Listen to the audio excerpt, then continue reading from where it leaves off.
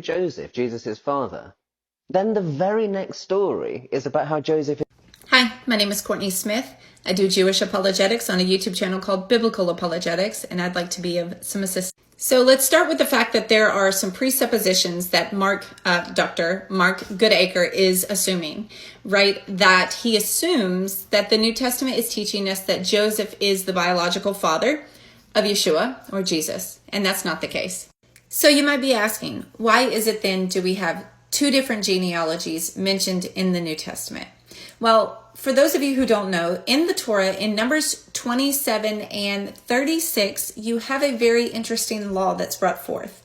This is known as the daughters of Zelophehad. And so what this essentially is a woman who says, my father has no males to pass on his inheritance and everything that would entail to. So should our father's inheritance pass away simply because he doesn't have any males to pass it on to? No, give it to us. And so Moses says that the Lord said, as long as the female marries back into her tribal affiliation, Numbers 36, you will then be able to inherit everything that was your father's.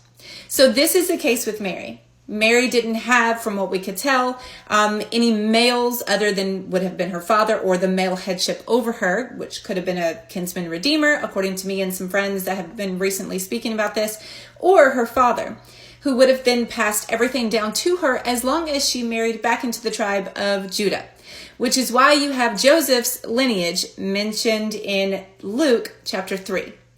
But Luke chapter 3 has him going through Natan. See, the thing is Numbers doesn't tell us that the woman has to marry back into a specific tribe based on a specific son. So, the promise of kingship goes to Solomon. Mary was from Solomon. In Matthew 1, we find that. And if you look at the Peshitta, and I think it's picking up on something in the Greek there, you see very clearly that it distinguishes that in verse 16, the Joseph there mentioned could have been either a kinsman redeemer or her father, a headship that is biologically related to her. Whereas in verse 19, we know that the Joseph mentioned here is the one that she was betrothed to, that she was going to marry because he was going to put her away. Now, this is not something that's super popular, but it is a plausible case, and it would explain why we have two genealogical records. And the reason why we did is because Joseph would have been from Judah, Mary would have been from Judah, with no brothers to inherit the line. Her firstborn son would have inherited everything from Judah, which would also include the kingship as long as she married back into Judah. So I hope this helps. Shalom.